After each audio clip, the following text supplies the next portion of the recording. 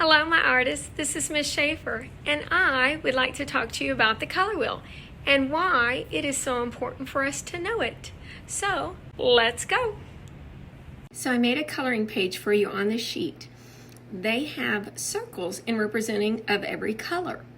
Remember when we did shape to form last week and we colored the circle in a curve, like to mimic the shape of the edge? That's what I'd like you to do again today. We need to keep those great habits, okay? We are going to learn about the color wheel. So we have these primary colors. There's 3 of them. They're very important. They make all the other colors in the color wheel. But guess what? You can't make them. You cannot mix any 2 colors to make any of the primary colors. Do you have a guess on which 3 these are? If you guessed red, blue, or yellow, you are correct. So, what happens if you mix 2 of the primary colors together? Guess what? You make a secondary color. So let's try it. So what happens if you mix red plus blue? That equals purple or violet. If you mix blue plus yellow, what does it make? Green. What about yellow plus red? Orange. Okay, so you made it through the primary and secondary colors. What do you see that's familiar? Does it remind you of a rainbow? We like to call that rainbow Roy G. Biv. Roy is red, orange, and yellow. G is for green, and Biv is blue, indigo, and violet. Okay, so we went through primary colors and secondary colors. Well, there is a 3rd set of colors. It is called tertiary or intermediate colors. And these colors are more than just 3 each. We have 6. Let's see how we get them. So in order to make our intermediate colors, we have to take 1 primary color and mix it with 1 secondary color.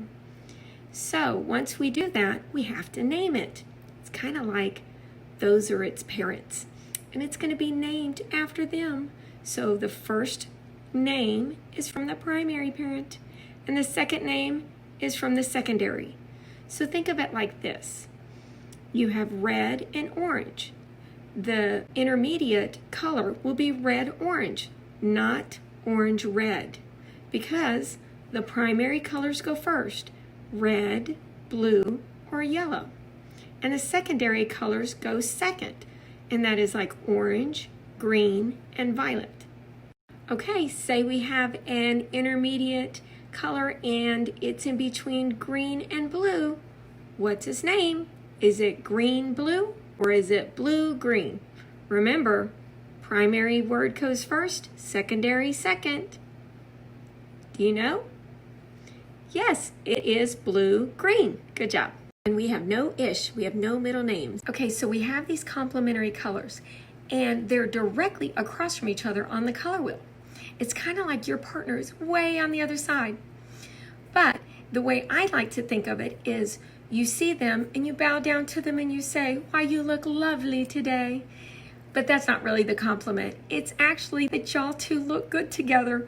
All the 2 colors right beside each other look awesome. Isn't that cool? So let's go over the complementary colors. They are like the opposite on the color wheel. So the complementary color to red is green. The complementary color to yellow is violet. The complementary color to blue is orange. So we are going to start with our primary colors. We're going to go along the strong line, the triangle, and that's where your primary colors go. We're going to color in a curve. Remember to put the side of your hand down at the table so that you can rock your fingers back and forth without turning your hand too much. Keep turning the page as you color all the way around, close to the black line. Now, if you're close to the black line, you can do it darker and press a little harder. But once you get closer to the center, you're going to lighten it up every time.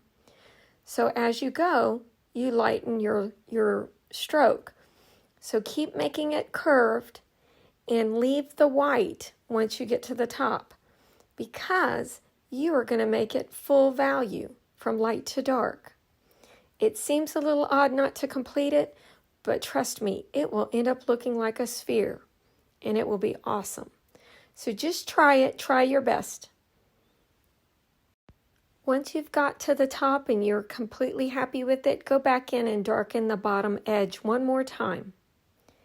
Now we're going to speed up the video, not to make you hurry, but just to show you it's the same process for each one. But I'm only going to do the primary colors first, then I'm going to do the secondary colors second, and so on, so that you understand how we're going to mix our colors. So here we have it. These are our 3 primary colors. Now we're on to our secondary colors. We're going to use the same pattern where we're doing dark to light and we're doing heavier near the black line. Please make sure your color is correct in the place it is.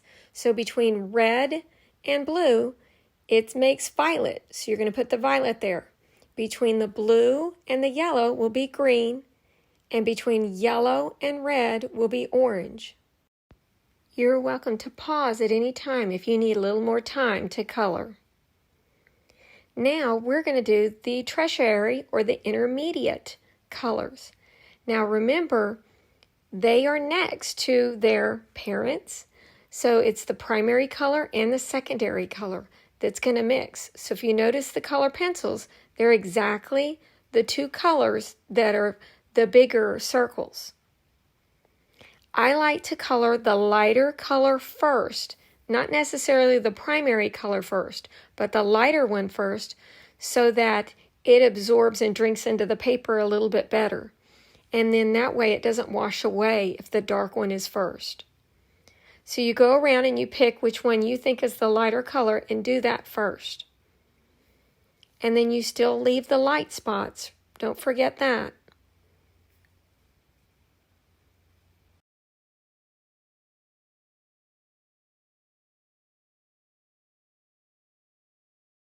Okay, we talked about the primary, secondary, and intermediate colors, but we never really talked about what happens if you mix all 3 primary colors together.